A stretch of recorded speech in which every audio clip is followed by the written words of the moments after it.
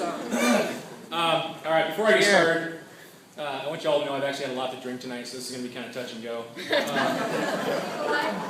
Over the past few weeks, I asked Phillip and Ann if there was anything off limits for my best man speech. I was politely asked by the bride and groom to just tone it down a bit and try not to offend or embarrass anyone. You see, Phillip and I have the same sense of humor. The difference is I won't see most of you again.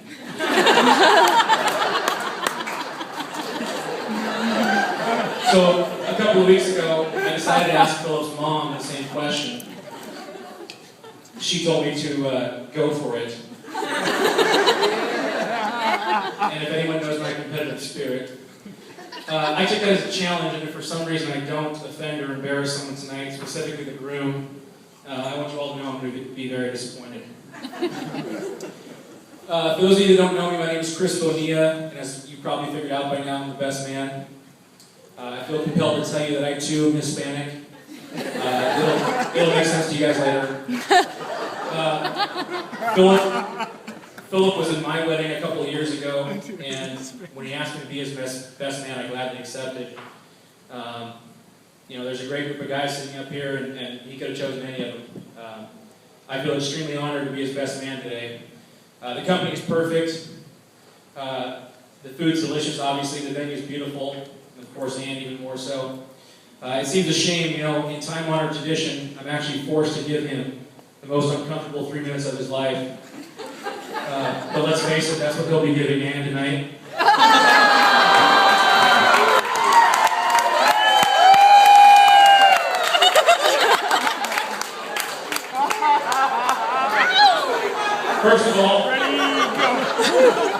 First of all, I'd like to thank Phillip and both of their families for putting on a wonderful wedding and for giving me the opportunity to roast. It's even to me.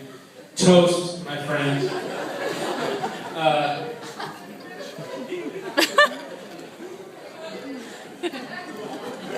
To the wedding party, you all look fantastic, and you're a beautiful bride.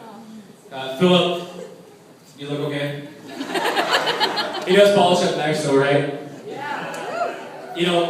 In fact, he actually looks so good, the waitstaff keeps asking him to stop bothering the guests and get back to serving.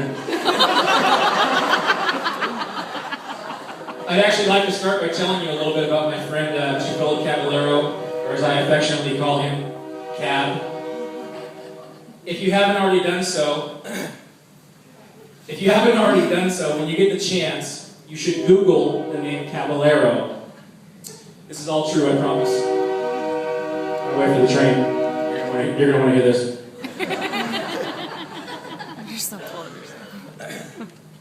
You'll find the Wikipedia definition as caballero, Spanish for knight or gentleman. And my friend here couldn't represent his name any better if he tried. Today he stands here as Anne's knight in shining armor.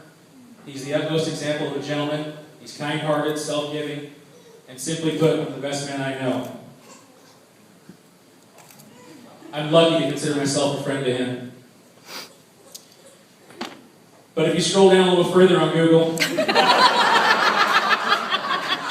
you'll also notice the Caballero was a vehicle made by GMC from 1978 to 1987. It was a twin to the Chevy El Camino.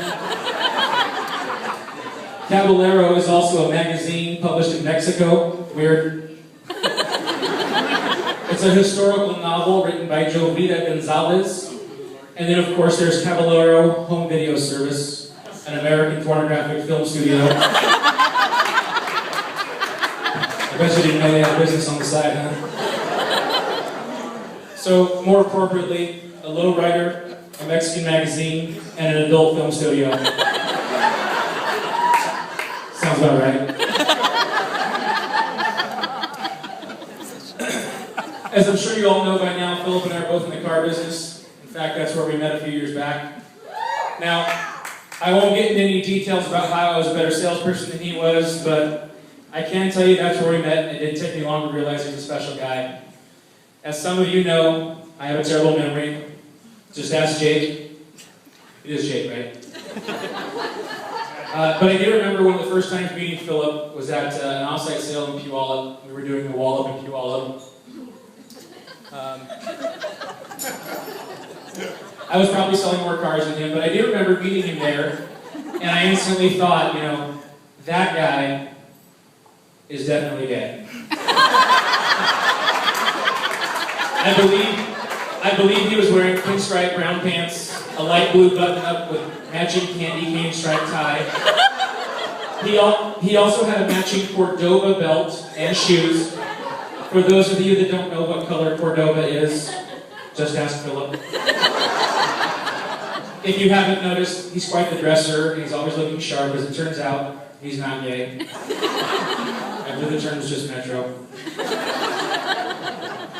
Anyhow, Phillip and I soon worked together at Auburn Chevrolet and quickly became close friends. Before I knew it, I too had a matching Cordova belt and shoes.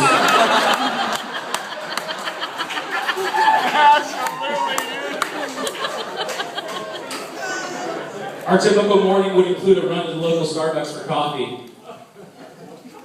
This is where we would become true friends. You see, getting coffee wasn't just getting coffee. It was a chance to catch up about the previous day and talk about our lives and things going on in them.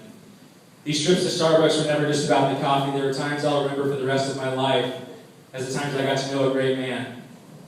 Alan, the guy who worked the drive-thru window. Remember him? You remember. Yeah.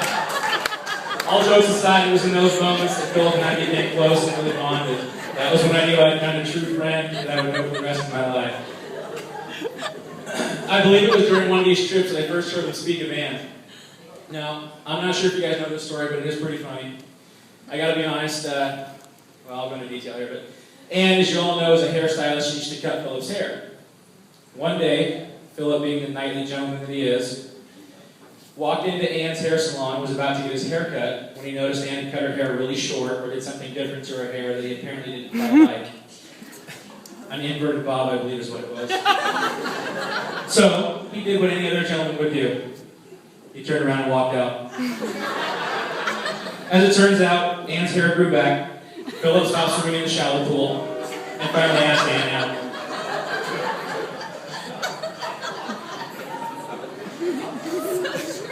Now, here we are years later, and you'll notice Ann's hair is still long. Phillip, you did an amazing job finding such a wonderful, kind-hearted, and beautiful woman. Ann, you did a C+ job. At best. I know what you saw. I do, however, have the utmost confidence that he'll make a terrific husband and is definitely suited for marriage. After all, he's been in sales the last 8 years, so he should be used to taking orders.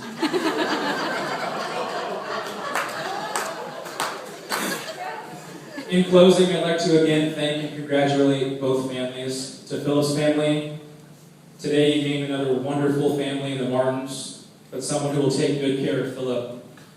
To the Martin family, your lawn will look fantastic for years to come.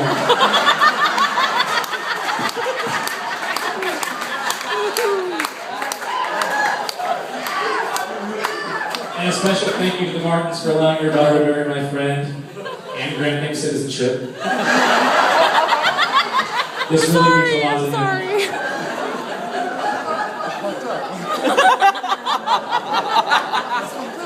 That's funny.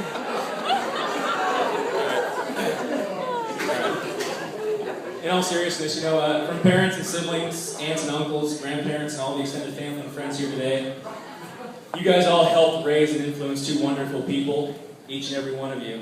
Now, you've all participated as witnesses today. Being a married man myself, going through this just 2 years ago, I can tell you, Phillip and Ann, these people will all be here for you throughout your marriage. And you'll need them. In times of both joy and sorrow, you'll need them. Lean on these shoulders in times of weakness and laugh and share and good memories with these people in times of joy. We're all here because we believe in you guys, not just individually, but as a couple. You're going to accomplish great things in your new life together and encounter some hard times as well. But through it all, remember this, I will always, always be here for you both, no matter what. I love you guys.